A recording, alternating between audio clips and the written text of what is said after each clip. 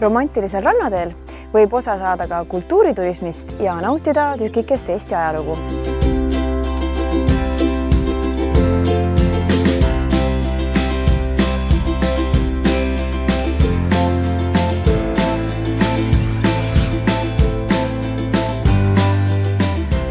Mida võib näha raudteemuuseumis? Meie muuseumis näeb kindlasti ainult Eesti kitsarööpmiste raudteede ajalugu, mitte kogu raudteede.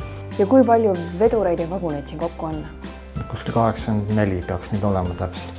See on päris muljetavaldav number. Kuidas need kõik siia saadi? Need on toimetatud mööda raudteed ja kui raudtee otsa lõppes, siis treileritel. Me oleme nüüd nagu teemajandustoad, siin on välja pandud kõik oluline, mis läks siis raudtee hoolduse, remondi ja kõik sellega seoses. Ka signalisatsioon, seadmed ja kõik. Ja meie ees on siis dresiin. Ja siin on väga palju fotosid. Jaa, see on niuke üldajalugu. Siin on fotod on siis jaamaanetest, rongikoosseisnes, vedurid, vagunid. Nagu näete, on siin väga palju vanu jaamasilte, nimesilte. Kõik on siis pärit meie kitsarööpmised raudteed. Muidugi dokumendid, piletid ja kõik pudi-padi, mis veel raudteega seotud on. See on nüüd saariaegne asi, et see on pöörmeseadme pasunded. Siis anti sellega märku vedurijuhile, et kas ta võis sõita või ta pidi seisma jääma. Siit paremal on nüüd siis nagu jaama kontori pool.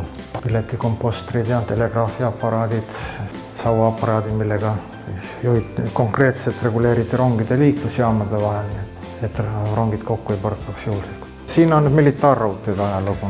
Alates esimesest maailmasõjast oli Paide-Tammsalu väliraudtee, Peeter Suure merekindluse raudtee. Siin on vedurivaguni majandus ja igasugused detailid siis vedurites, vagunites, teavase sildid, vedurite omad, vagunite omad, reisirongide nimmesildid. Mis on kõige vanem ese teie muuseumis? Kõige vanemad eksponaadid asuvad meil õues.